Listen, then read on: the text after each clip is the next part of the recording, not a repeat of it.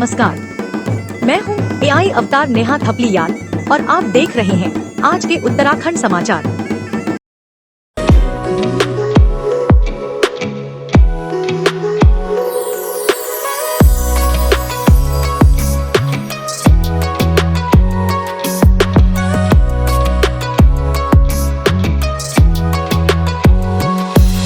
Inter college Yamkeshwar के नवनिर्मित 2 मंजिला भवन के उद्घाटन के अवसर पर उत्तराखंड के मुख्यमंत्री पुष्कर सिंह धामी एवं उत्तर प्रदेश के मुख्यमंत्री योगी आदित्यनाथ यमकेश्वर पहुंचे।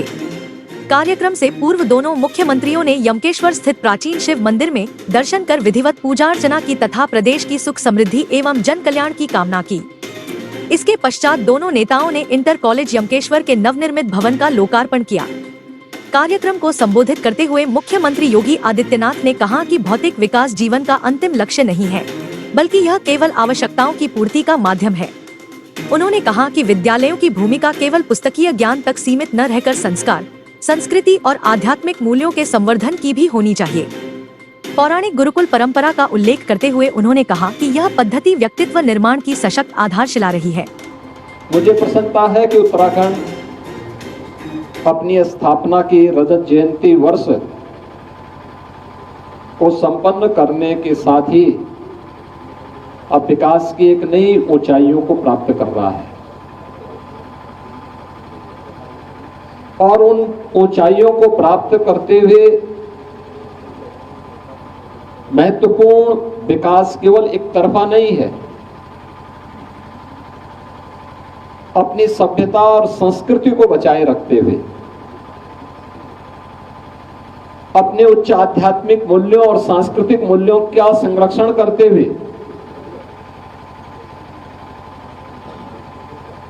जीवन के प्रत्येक क्षेत्र में विकास के नित्य नए आयाम आज यहां पर स्थापित हो रहे हैं।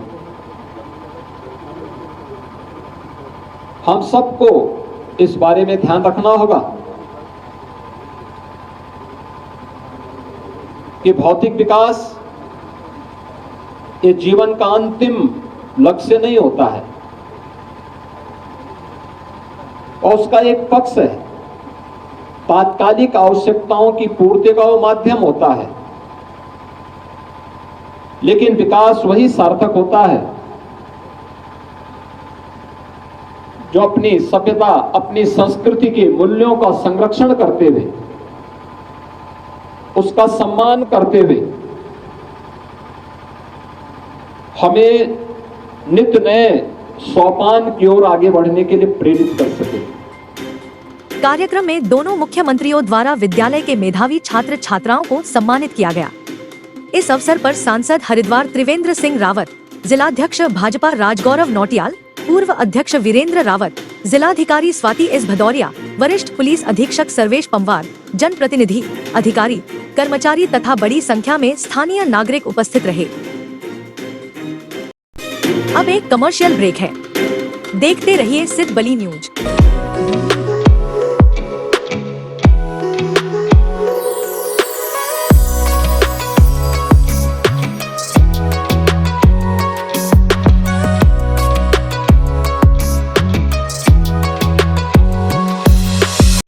आशा film and television film production house के बैनर तले बनी गढ़वाली पारिवारिक फिल्म जलम भूमि विधिवत दिल्ली, देहरादून, गाजियाबाद और कोट द्वार में रिलीज हो गई।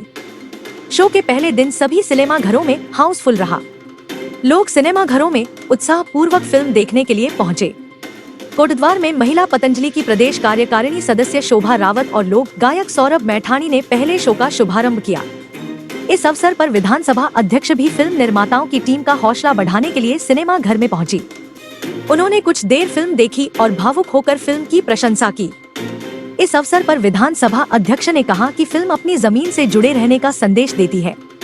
कहा कि नौकरी, व्यवसाय आप कहीं भी करें, लेकिन अपने गांव जाते रहें।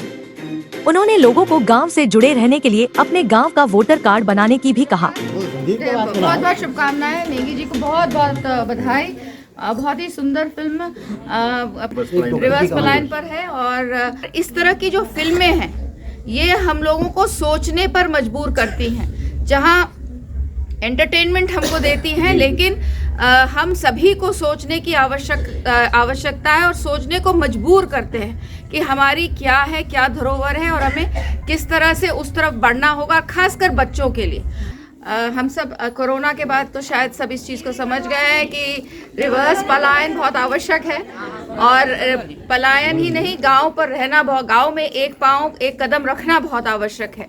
आप कहीं रहिए, हिंदुस्तान में रहिए, विदेश में रहिए, वोट करने ज़रूर या तो अपने शहर या अपने गांव जाइए।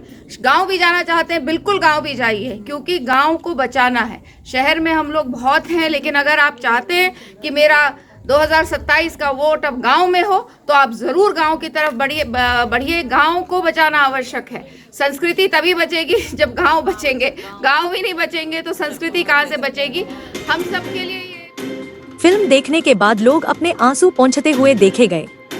उन्होंने कहा कि फिल्म जलम भूमि गांव जल जमीन से जुड़े रहने का संदेश देने में कामयाब रही है। इस अवसर पर फिल्म के निर्माता निर्देशक के राम नेगी, अभिषेक मेंदोला, गोविंद डंडरियाल, विकास देवरानी, राकेश मोहन ध्यानी, हरीश सती, प्रणीता कंडवाल, डॉक्टर गिरीश उनियाल सहित बड़ी संख्या में दर्शक मौजूद रहे।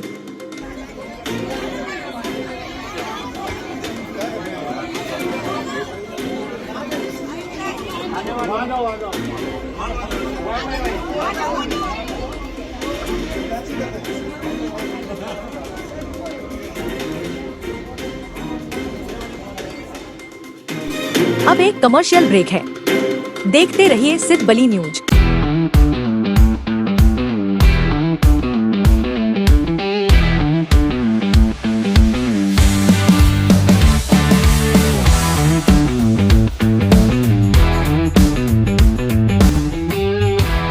उत्तराखंड समाचार। तो यह थे आज के समाचार। रोजाना उत्तराखंड के मुख्य समाचारों के लिए कृपया हमारे चैनल को सब्सक्राइब कीजिए और हाँ, समाचारों को लाइक और शेयर करना न भूलें। कल फिर नए समाचारों के साथ आपकी सेवा में प्रस्तुत होंगी। तब तक खुश रहिए, आबाद रहिए और देखते रहिए सिद्ध बली न्यूज। जय हिंद।